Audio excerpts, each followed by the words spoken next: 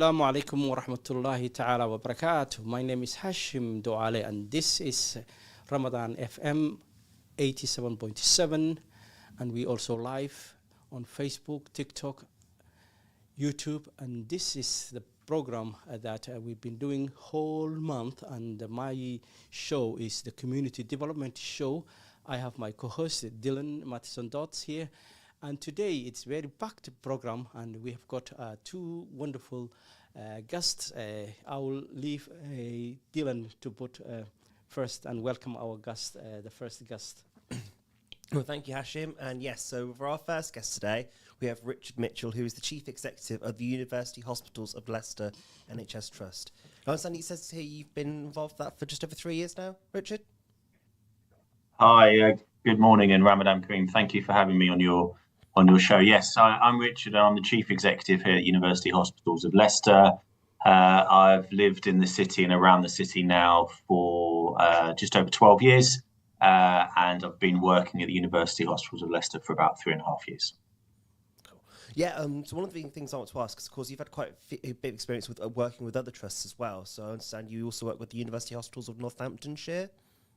Yes, one of the things we're doing is we've formed what we would call a group, which is a close working relationship with Northampton and Kettering acute hospitals. And there's a couple of reasons why we're doing that. Firstly, is we have lots of shared services. So we provide a lot of joint services with Northampton and Kettering, and patients from Northampton and Kettering sometimes come up to, in particular, the Glenfield Hospital for specialist care and for cancer services. The second reason for doing it is the University Hospitals of Leicester and the University Hospitals of Northamptonshire both provide education with the University of Leicester, so we have joint education needs. And then finally, UHL hosts something called the Biomedical Research Centre, a BRC, which is where world-class research takes place. And again, we do that in conjunction with the University Hospitals of Northamptonshire. So there's a lot of logic about UHL, Northampton and Kettering working very closely together, not only for the benefit of the people who use our services, but also with the aim of being a better employer. Thank you. Can you continue more about the bio? So, yeah, just a little bit more, because I think Hashim got to give you a lot more information, but I'm always the kind of person who likes to be a little bit quizzical, ask a little bit more about experiences. Okay. So I understand from what Hashim's told me and what he's given me to talk a little bit more about. So, I mean, my question would be, what originally got you to start all this? Because I know you're not just doing with Leicestershire, in the past you've been Chief Executive for Sherwood Forest Hospitals as well. Yeah, so I joined the NHS in 2002, 23 years ago.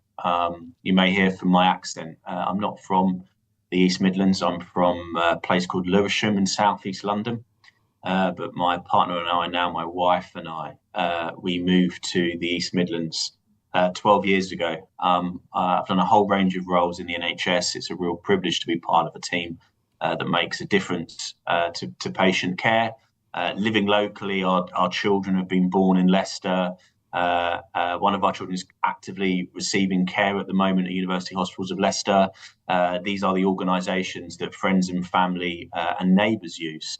So it's a real privilege, as I say, to be part of the NHS. I worked in Leicester between 2013 and 2017, and then I was offered the opportunity to be the Chief Executive of Sherwood Forest Hospitals up in Nottinghamshire. I was there for about 4.5 years and really enjoyed it. But the opportunity to return to Leicester and to be the Chief Executive of the organisation that my friends, family and neighbours are cared for in, and many friends work at, was a wonderful opportunity. So I think working in the NHS is an important role. I think it's the anchor of any city, and we're really proud to be part of Leicester City. Thank you.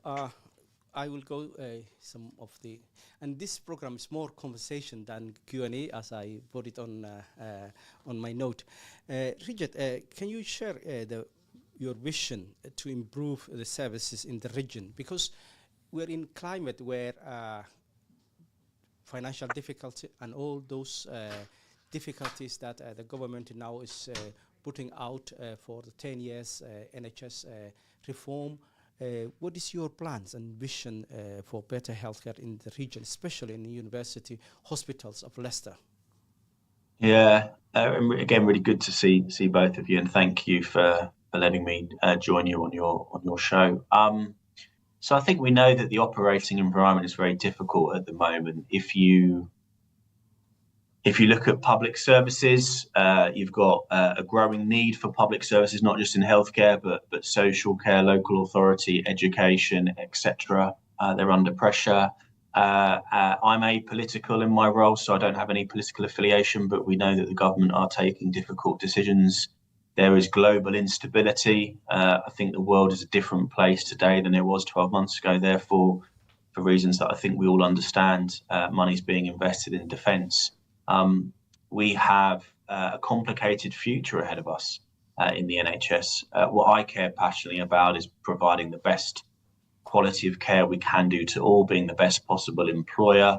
Hashim, as you and I have touched on, it's I think really important that we recognise that Leicester City is the first city in the UK that's a plural city where there's no ethnic majority. We should recognise and celebrate the diversity of our city. That means that the people we care for come from a diverse background, and the people who work at UHL come from a diverse background. What we are trying to do is, whilst recognising the complicated factors at play, we are trying to ensure that we become the best provider of healthcare that we can do for the people of Leicester City and beyond, and that we're a great employer. Over my 3.5 years so far at UHL, not everything's gone to plan, but I'm proud of the work that we're doing. Waiting times at UHL are lower than they were. Quality and safety is better than it was. The mortality rate at UHL continues to reduce. And last week we received the results of the National NHS Staff Survey, and UHL had done well in that. So I think things are going in the right direction, but I'm also certainly cognizant of how much we're asking of colleagues and how difficult the future may be. And that's why I think the partnership with UHN and other organisations is important, because it enables us to work at scale at a way that if we're just working on our own, we wouldn't be able to do. Thank you. You touched upon that the diverse community here in Leicester and Leicestershire. Even your staff are diverse. When you visit the University Hospitals of Leicester, you will see a different ethnicity and groups giving the healthcare. So also that side of the fence, it is multicultural. My question is also, there are a lot of improvement happening and happened recently in University Leicester of Leicester University Hospitals. Can you touch on one of the improvements and extensions? I remember that it was not last year. There was opening as well a new section. Yeah, so I think it can be possible to not recognise or to forget that the NHS is continuously evolving and improving. UHL is a different organisation today than it was 12 months ago. I think the big change that many of your listeners may have seen, and if they haven't already, they will certainly experience in the future, is the work that we're doing at the Leicester General Hospital. So last year, we opened up the East Midlands Planned Care Centre, which is at the Leicester General site. It is a ring-fenced facility that enables us to provide care to patients who need planned care procedures. So this often is referrals that come in via a GP. They're what we would call high volume, low acuity. So lots of patients, 100,000 patients a year will go through their low acuity. They're not patients who require overnight stay or go to intensive care or high dependency units. So we've got this brilliant ring fence facility at the Leicester General site that will further improve care to planned care patients and reduce waiting times. What that does is it further strengthens the future of Leicester General. The Leicester General is a site where we will increase the range of community services provided there. We will continue to provide planned care out of there. The Leicester Royal is the site where we aim to provide all of our maternity services from. We've got a children's hospital there. We've got a very busy emergency department. And then we have the Glenfield Hospital that I referenced previously. That's where a lot of the specialist work takes place, some cancer services there, complicated surgery takes place at the Glenfield. The final bit then is our work with general practice. So we're working with general practice to provide services out in the community, and then we have our community hospitals scattered around the county. So we're doing everything we can possibly do to ensure that patients receive timely care in the right setting, and ideally we want to reduce our reliance on our 3 acute settings and provide care to patients closer to home. Thank you. So I just want to say one thing that I do particularly like that UHL have done before I go into my next question. You may be familiar, but I came across in December that the autism care bags have been introduced. I'm aware that UHL has become the first place that's got it as a supply chain now. It's not relying on too much on charity money. It's the only trust in the UK to have this. But you didn't declare your interest in autism. Can you tell Richard? So Richard, if you know too much about me, but so I'm autistic myself, and I actually am a facilitating trainer for the Oliver McGowan training, and I'm also the co-chairman of the Autism Partnership Board for Leicester, Leicestershire and Rutland. So that's my bit of background. But like I said, I came across the care bags last February. When I got to meet up with Alistair, who I knew was involved with them, introducing them in December, he told me the news about UHL having them on the supply chain, but no other trust did. And I actually use it when delivering the Oliver McGowan training. I have one of the care bags ready, so all the staff get to peruse it. I just think it's absolutely fantastic thing that you guys have got. So I wasn't aware of that. So that's one of the and number one, thank you for sharing that. But secondly, one of the things that constantly amazes me is living locally. You bump into people at the weekends, whether it's when the kids are swimming or getting a Costa or whatever it may be, and you hear people talk about the hospital. And in general, I think it's you hear lots of positive things, but there's so much going on in an organisation of our size that I don't know about. So I wasn't aware of that. It's really great to hear that. Well, just another one to throw, so you know now. So I will do. I'll add it to the list. So one of the things I'm going to ask you, because you did mention a bit earlier about actually talking about how waiting times have gone down.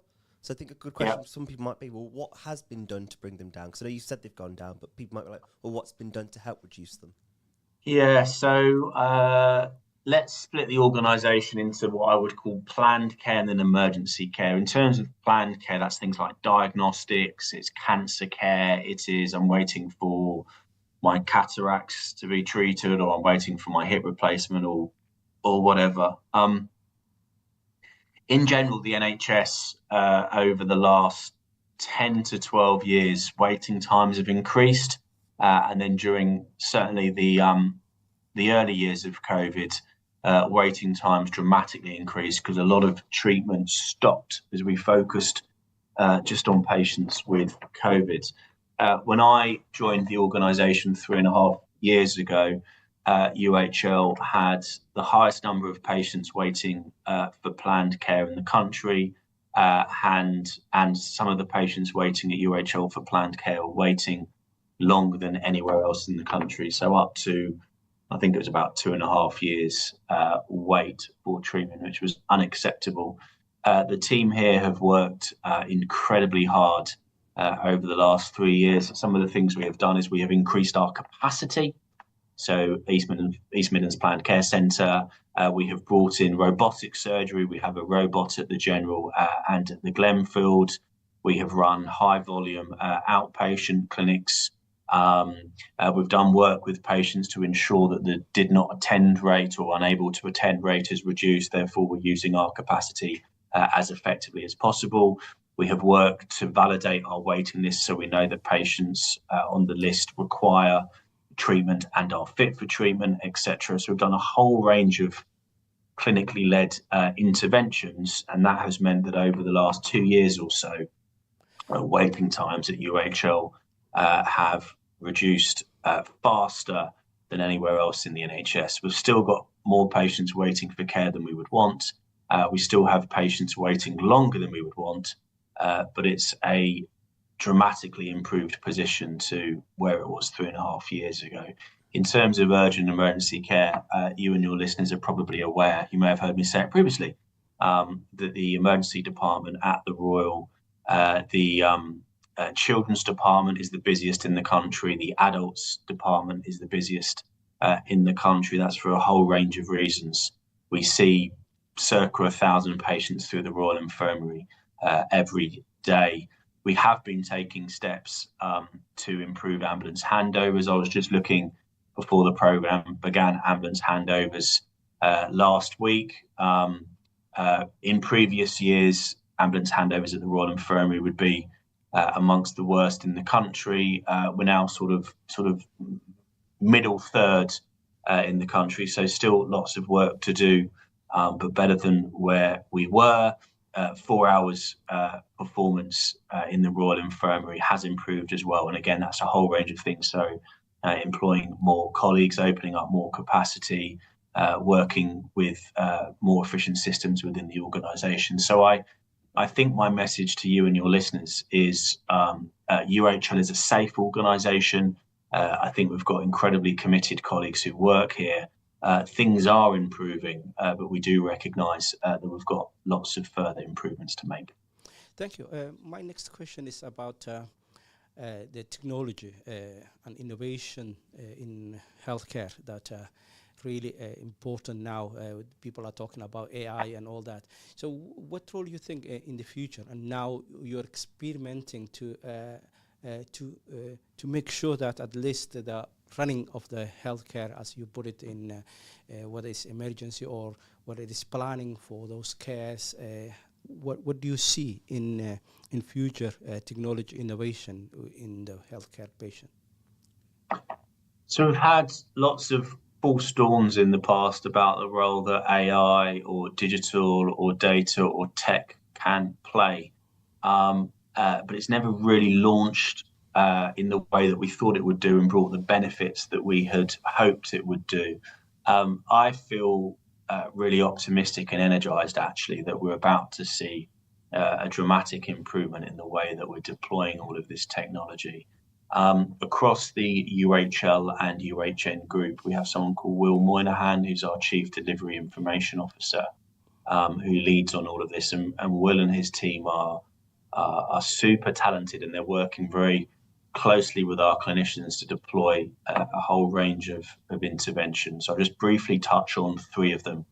So, albeit belatedly, but we're now implementing an electronic patient record system. So we're moving away from paper notes, and we will have a single EPR, not only across University Hospitals of Leicester and Northampton, but also all of the other acute hospitals in the East Midlands have signed up to be on the same programme. What that means is that patients will be able to view their records and their information at home.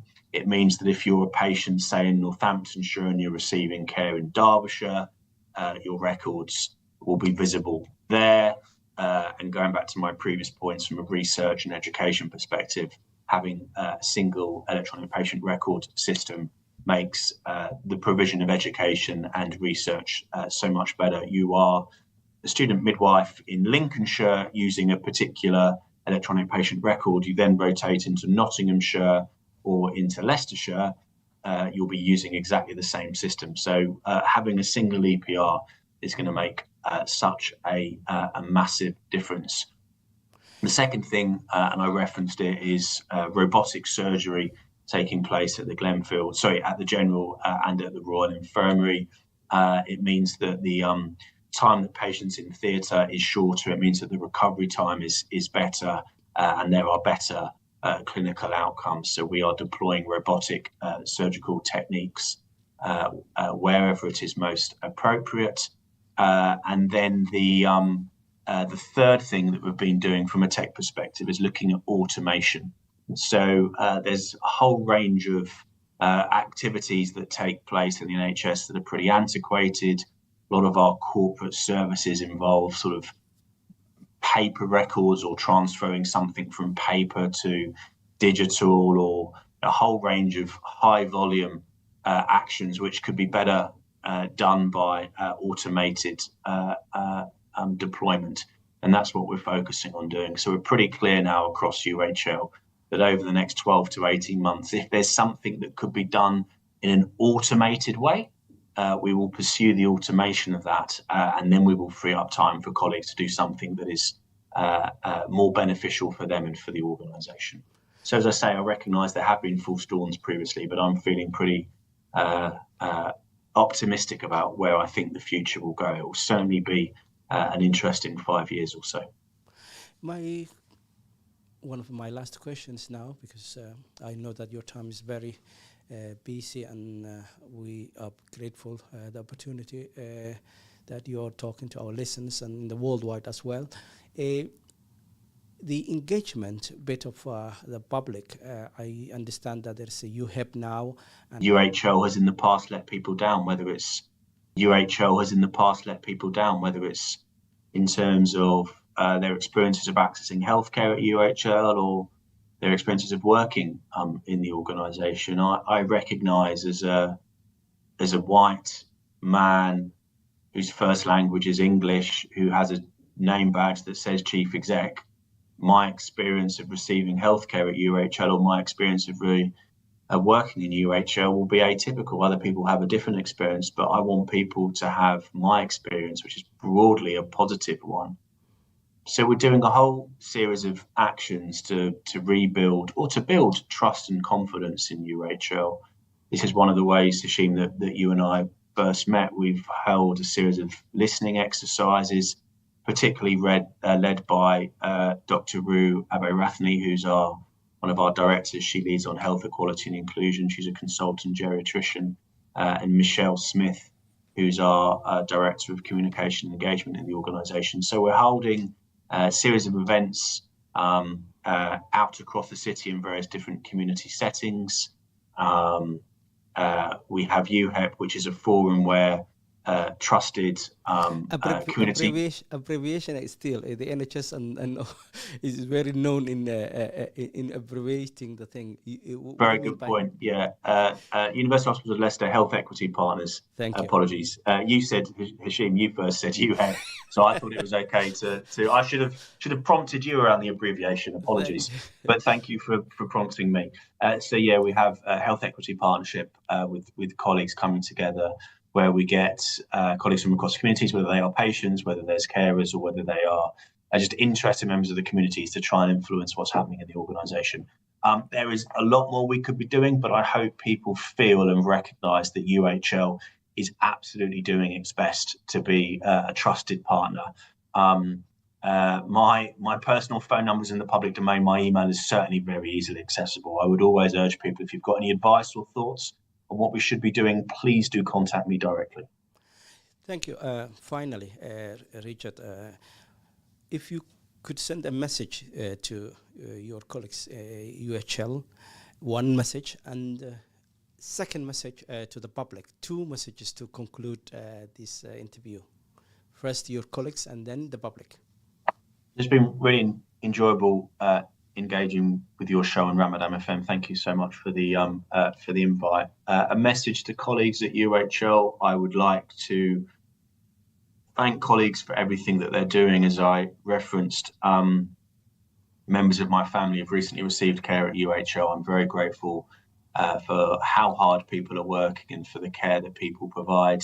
And if you work at UHL, you have my word that we will do everything we can do to ensure that you feel as supported and as safe at work as you can possibly feel. And a message to people who are listening to the show. As I said at the beginning, I'd like to wish everyone a Ramadan Kareem. Thank you to colleagues for listening. Hopefully this has been of interest to you. I would like to thank people across the communities for their support. The support that you give to your local hospitals makes a huge difference to us. We know that we don't always get everything right, but it's not a lack of effort or lack of interest. We are trying very hard to make UHL the best possible place it can be for all to receive healthcare. Thank you for your time. From myself and Dylan, we appreciate your input, and see you next Ramadan. Thank you so much. Thank you. Thank you. Bye-bye. Bye-bye. And Dylan, it was very fascinating interview with Richard, and I thank Richard because he's always available to the public when we invite him to the radio or any event. He's there when his time is permitting, or he will send his directors as well. How did you see those while we're waiting our colleague? So it was really interesting to hear, like I say, his answers. I mean, again, I thought I'd mentioned about the autism bags because I know we've had discussions about them before, and I didn't know if you knew that little tidbit of information about UHL. So I'm glad that I was able to get Richard to know that this is something I really like. You break the news to him today. Yeah, Thank break the you. news to him today. Thank you very much. It's something about UHL that I really do like. I see. And again, we've always talked about how he's been UHL has been improving, and that's just my own example of something I've seen. So I wanted to share that. But yeah, I think it was a really fantastic conversation. And again, I wish we could have had him for longer. Yes, one of the things, the beauty of the radio is that 20 minutes is too much for a radio discussion. And the veteran journalist here on the screen now will tell us more. Can you tell me more about Rubal Rejani? Because what I know about her is when I was driving in her midday show at Leicester radio, BBC Radio Leicester, I was always having the voice with me accompanying, and I'm ashamed now that I'm sitting the seat that she should be sitting, and she's my guest. Rubal is really a veteran, 24 years with the BBC Radio Leicester, Southeast Asian, and one of the voices that people will know when she speaks now in Leicester. And I thank you for coming this program. Dylan. So, I mean, I think, well, like I said, you've been a journalist for a long time, and as Hashim said, it must be weird, being on the other side of things now. Like, you could just tell he's really excited, and I don't blame him. But of course, I know today we're going to be looking about something a little bit different. So, I think we're here to ask you about the Green Doctor, if I understand correctly. Absolutely, yeah. It is really strange, can I say, to be on the other side of this, because normally I'd be doing what you're doing right now and asking the questions and not answering them. So it's actually quite nerve-wracking, the other side. And yeah, you're right. We're going to talk about what I do now and how it's going to help people. It's going to help people in the community, and that's what the Green Doctor service is all about.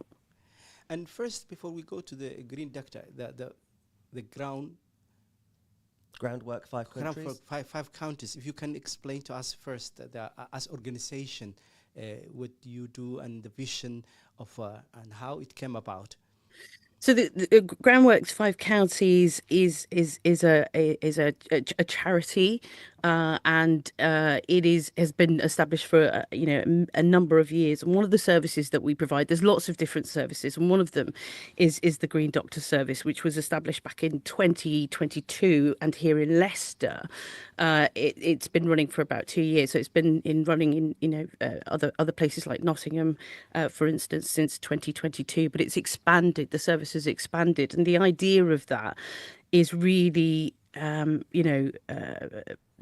pressing the issue around fuel poverty. Is something that we're all concerned about. The cost of living and fuel poverty. We're all struggling. We're all watching the pennies and trying to work out ways of being able to save money, but also make a difference to the environment. So it's a service that has been established for a few years now in Leicester, more recently, as I mentioned. But it's very much about helping people, within their homes, and trying to work out, trying to advise people on simple things that they might be able to change within the home. Whether that's looking at things like damp and mold and what we can do to change, our behaviours around those sorts of things, looking at the various different grants that might be available, or changing simple things of, how to use the washing machine correctly and the right temperature, so we're not wasting money on things like that. So there's lots of different things. The idea is for us to be able to help people save money and look at the environment at the same time. On average, if I give you an average, on average, a Green Doctor, after a Green Doctor visit, you can save around £325. Whether that's through changing your energy provider, for instance. A lot of people, it's really difficult to understand. A lot of people just, and before I started this job, just paid the bills, didn't really think about and compare and, the different prices. And, people like Martin Lewis, before he came along, you just got on with it. You just like, yeah, got to pay a bill, just pick an energy provider and get on with it. And you don't look at those things. or even how to read a bill properly. What does it all mean? There's loads of stuff on an energy bill. If you look at it, and you think, I ain't got a clue. I really don't know what this means. But do you know what? I don't really care as long as I'm not paying a lot of money. And since I've been out, that's one of the things I've noticed is like a lot of people just think, I need to save money. I know I want to save money, but I actually don't understand my gas or electric bill, for instance. It's not something I necessarily look at in detail. So there's, it's those simple things by changing, taking a closer look at how we're spending that money and who we're giving our money to can make a real difference. But it's also things like, things that we can change within our homes. So whether that's, using energy saving light bulbs, for instance, how much of a difference that makes, how much of a difference turning your thermostat down, for instance, can make. I'll give you an example. So turning your temperature down, your thermostat down by 1 degree on average could save you up to £100 a year. It's not something I'd ever thought about before. That's very good. The first time I saw your colleagues were in St. Matthew when they were doing usually Sokoba, Somaliland Association group in Leicester does those gatherings. One was in October and one was recently in January. And the January one was only with green ducters because it born out of the interest of the community in October back then, and it was one of the stalls that were very packed. And one of the things that they were advising, because they were, as you put it, there is a lot of poverty in energy. Some people sometimes contemplate whether they eat or heat the house. So it was very valid information. My next question is, what it entails to a green ductor? For example, if you come to my home or we met, what entails in a day when you go out, you and colleagues to the community and welcome you in their places? It's a really good point that you make, Hashim. Before I talk about what happens at our visit, we found certainly since the service has been introduced, like in Leicester and some of the other places, Lincolnshire, Derbyshire, Nottinghamshire, and Rutland, that we offer this service to, is that people have lots of barriers quite often. Language can be a barrier to getting the right information. You've got new communities in the city or, wherever they moved in. They don't know how to access a lot of this information or advice or where to go. So that was one of the things of the event that we set up with SOCPA in St Matthews, is we're trying to reach the hard to reach communities, but make sure that everyone's got the opportunity to access the services that we offer. And what happens when you go into somebody's house? We spend about an hour and a half. So we're not rushing this. We're having a conversation with that person. And the reason we go into a property is so that we can see for ourselves what the issues are. We can look at things like damp and mold. A lot of people say if it's a phone conversation, we can also offer you that if you're not comfortable with having somebody in the home. But the advantages of that is that we can really look at things in detail. We can look at your bills in detail and tell you about how you might be able to change that.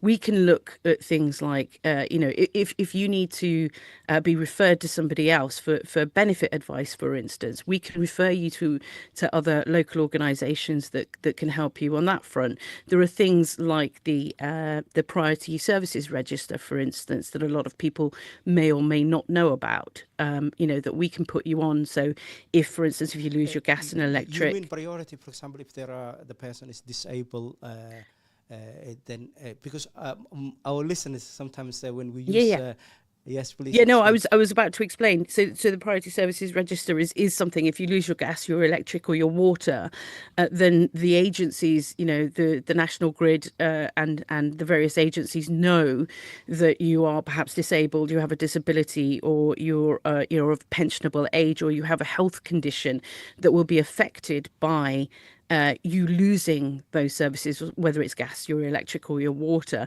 You could have a medical condition, for instance. I'll give you an example, Hashim. A medical condition that where you need the electricity because you're using, machinery, for instance, for a respiratory condition, and if that electric runs out or stops working, you're not, your health depends on it. So as long as we put you down, you can register for this service yourself, but it's something that we can do for you. The energy providers know that is an issue, and they will come out to help you sooner because they are aware of the situation. So things like that, we can, with water's a big thing at the moment, and energy prices are going up, set to go up in April. Water, I think for us, it's Severn Trent in Leicester, around about a 22% rise in water rates locally. So, we can help you with things like the Big Difference scheme, which Severn Trent run, and we could apply for things like that for you and with you, and help you save up to 70% on your water rates. These are things that people aren't necessarily aware of. Those are just some of the examples. So we would look at those sorts of things. We would also look at things like, you may be sort of walking around the streets and seeing loads of houses that are being insulated and loads of scaffolding that is around at the moment. That's because there are a number of schemes running. One of them is the Eco4 scheme, for instance. So how do you get yourself, your house warmer and insulated and up to standard, before 2050, really? It's about saving energy and making our properties more energy efficient, and the Eco4 scheme is one of those schemes that will help and support you with things like insulation, wall insulation or roofing insulation, and lots of other things besides. So we can advise you on the types of things that you can look for when it comes to that as well.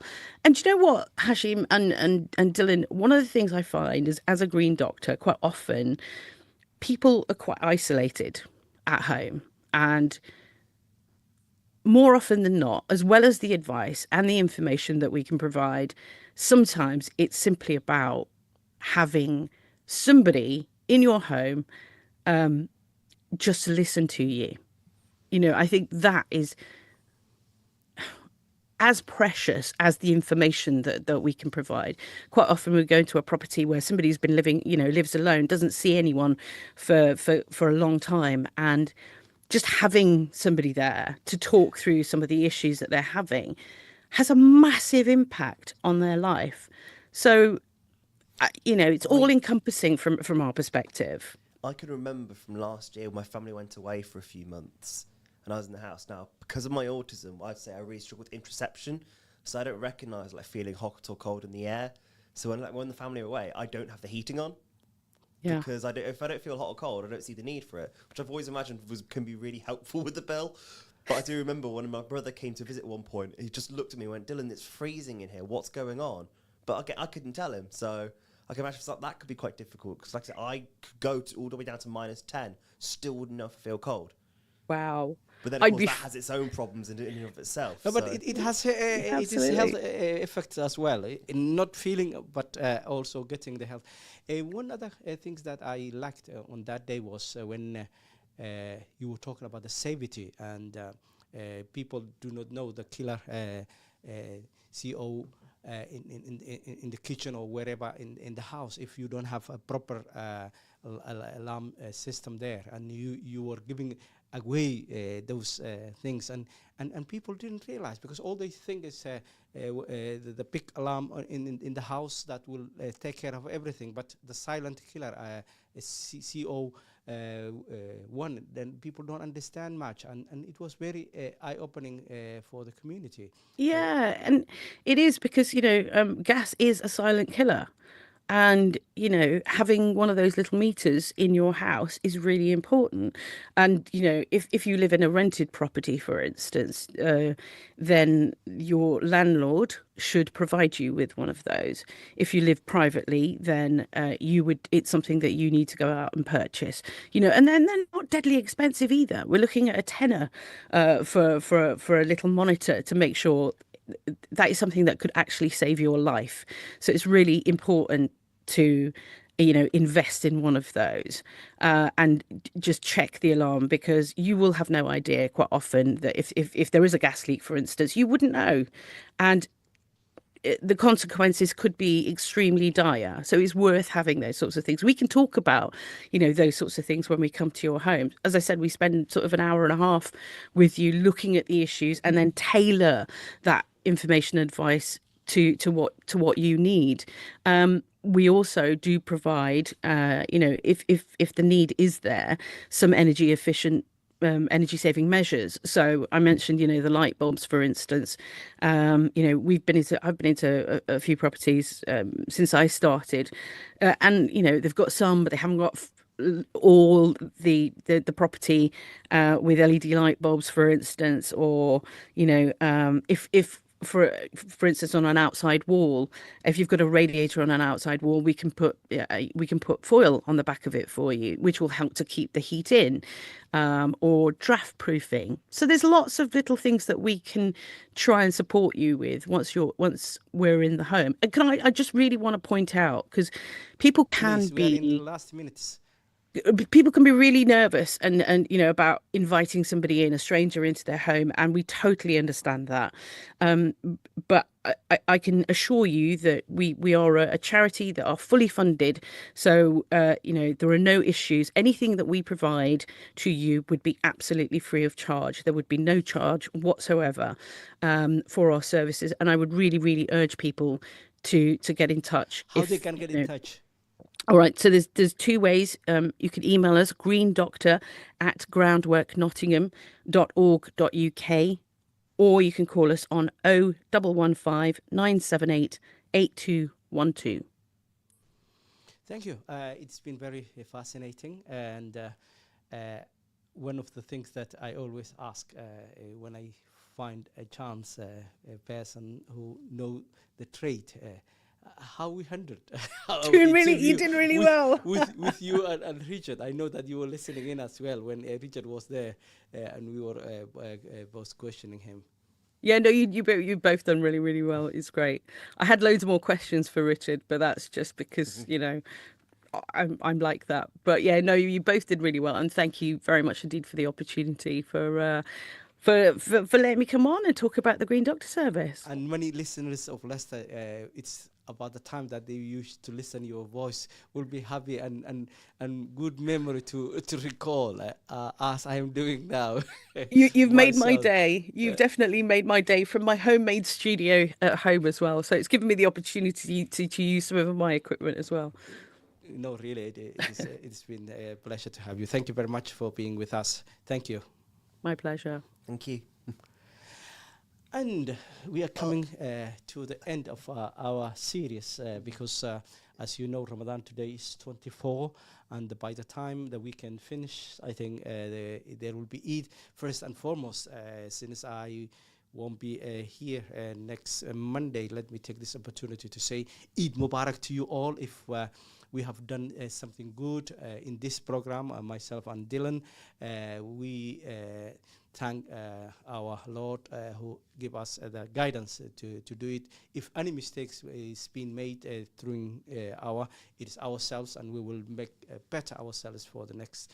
It is nice to be with the public. It really has radio. been. Again, this is, of course, the second year I've done this with you, and every time I'm here, I absolutely enjoy it. I mean, this studio, it being painted darker for me, so much easier when it was all white last year. But every time I'm on this with you, like, I always enjoy it. And when all the guests that we've had, particularly today, like, it's always been fun getting to know getting to know more about them, knowing what's out there, like. And again, just make sure we're raising awareness about things. And people do not know that we mentor each other. You call me your mentor, but you teach me a lot about autism, because autism is something that it's in my heart, and because I have a child with autism, and it is very good. It's been very, thank you very much. Assalamu alaikum wa rahmatullahi ta'ala wa barakatuh.